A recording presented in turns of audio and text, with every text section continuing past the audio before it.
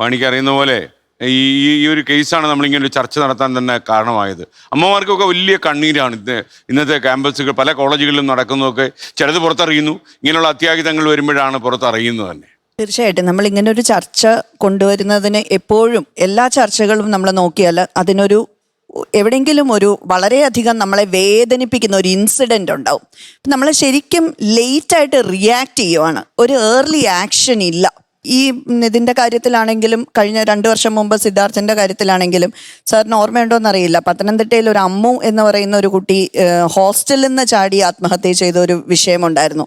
അന്നും കുട്ടികൾക്കിടയിലുള്ള പ്രശ്നങ്ങളും log book മാറ്റിയതും ഇതുപോലെയുള്ള പ്രശ്നങ്ങളായിരുന്നു ഉണ്ടായിരുന്നത്. ഓരോ വിഷയവും നമ്മൾ ചർച്ച ചെയ്യും. 2 ദിവസത്തെ ചർച്ചയ്ക്ക് അപ്പുറത്തേക്ക് ഒരു കറക്ഷൻ മെത്തേഡ് അതിനകത്ത് നമുക്ക് ഒരിക്കലും എത്തിക്കാൻ പറ്റുന്നില്ല എന്നുള്ളത് ഒരു ദൗർഭാഗ്യകരമായ പ്രശ്നം തന്നെയാണ്. ഇവിടെ നമ്മൾ ക്ലിയർ ആയിട്ട് കാണുന്നത് സമൂഹത്തിന് വന്ന വലിയ ഒരു മാറ്റം, എമ്പതി എന്ന് പറയുന്ന ഒരു കാര്യം നമ്മുടെ സമൂഹത്തിൽ നിന്ന് അപ്രത്യക്ഷമായി കൊണ്ടിരിക്കുന്നു.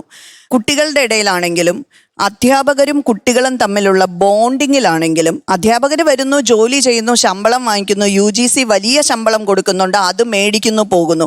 ഈ കുട്ടികളുടെ ഭാവി എന്താണ് എന്നുള്ളതിനെക്കുറിച്ച് ചിന്തയില്ലാത്ത അധ്യാപകരാണ്. അവർക്ക് ജോലി കിട്ടാനുള്ള സാധ്യതയുണ്ടോ ഞങ്ങൾ പഠിപ്പിച്ചിട്ട് എന്ന് പോലും പല വിഷയങ്ങളിലും അധ്യാപകർ ചിന്തിക്കുന്നില്ല. ഇത് ദൗർഭാഗ്യകരമാണ്. രണ്ടാമത്തെ കാര്യം, നമ്മളിവിടെ സ്വാശ്രയ കോളേജുകളെ കുറിച്ച് പറഞ്ഞു. ഇത് സ്വാശ്രയ കോളേജുകളിലോ അല്ലെങ്കിൽ സ്വാശ്രയ യൂണിവേഴ്സിറ്റികളിലോ മാത്രം നടക്കുന്ന ഒരു പ്രശ്നമല്ല. നമ്മൾ പുറത്തറിയുന്ന പല വിഷയങ്ങളും ഭീകരമായ നമ്മളെ വേദനിപ്പിക്കുന്ന ഒരവസ്ഥയിൽ ഒരു മരണത്തിലേക്കൊക്കെ എത്തുമ്പോൾ മാത്രമേ അറിയുന്നുള്ളൂ, അത് ചർച്ച ചെയ്യുന്നുള്ളൂ. ഇത് സാധാരണ സ്കൂളുകൾ തുടങ്ങി ഗവൺമെൻറ് കോളേജുകളിലും ഗവൺമെൻറ് മെഡിക്കൽ കോളേജുകളിലും ഉൾപ്പെടെയുള്ള സ്ഥലങ്ങളിൽ കുട്ടികളെ മാനസികമായി പീഡിപ്പിക്കുക എന്ന് പറയുന്ന ഒരു കാര്യം നിത്യേന നടക്കുന്നുണ്ട്.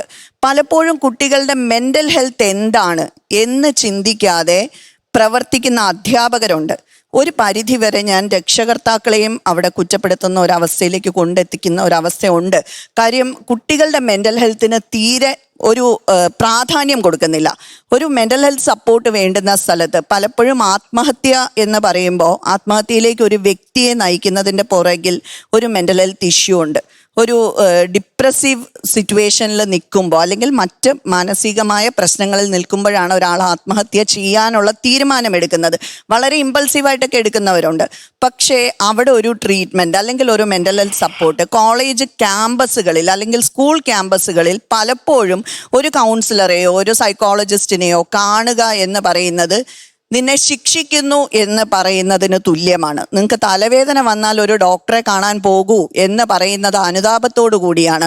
പക്ഷേ നിങ്ങളൊരു കൗൺസിലറെ കാണൂ അല്ലെങ്കിൽ ഒരു സൈക്കോളജിസ്റ്റിനെ കാണൂ എന്ന് പറയുന്നത് അതൊരു ശിക്ഷയാണ് ഈ കുട്ടിക്ക് എന്നാണ് നമ്മുടെ സമൂഹം കാണുന്നത്. അപ്പം ഇവിടെ ഒന്നും നമുക്ക് കുട്ടികൾ അനുഭവിക്കുന്ന പ്രശ്നങ്ങൾ എന്താണെന്ന് തുറന്നു പറയാൻ പറ്റുന്നില്ല. ഇപ്പം സാറ് പറഞ്ഞു വളരെ കൃത്യമായി ഇൻഫ്രാസ്ട്രക്ചർ എന്താണ് എന്ന് ഇവാലുവേറ്റ് ചെയ്തിട്ടാണ് അഫിലിയേഷൻ കൊടുക്കുന്നതെന്ന്. ആരാണ് ഈ അധ്യാപകരുടെ ക്വാളിഫിക്കേഷൻ നോക്കുന്നത്? ഡിഗ്രി സർട്ടിഫിക്കറ്റിൻ്റെ ക്വാളിഫിക്കേഷൻ അല്ല. ഒരു അധ്യാപകനാകാൻ പേഴ്സണൽ ക്വാളിഫിക്കേഷൻസ് ഉണ്ട്, പേഴ്സണൽ ക്വാളിറ്റീസ് ഉണ്ട്. അതിൽ ഏറ്റവും പ്രധാനമാണ് എമ്പതി എന്ന് പറയുന്നത്, അണ്ടർസ്റ്റാൻഡിങ് എന്ന് പറയുന്നത്. ഇതില്ലാത്ത ഒരു വ്യക്തി, അവനവൻ്റെ മുമ്പിലിരിക്കുന്ന കുട്ടി അവനവൻ്റെ കുഞ്ഞിന് ഈക്വലൻ്റ് ആണെന്ന് തിരിച്ചറിയാൻ പറ്റാത്ത നിമിഷം ആ പണി മതിയാക്കി അധ്യാപകർ പോകണം എന്നാണ് എൻ്റെ അഭിപ്രായം.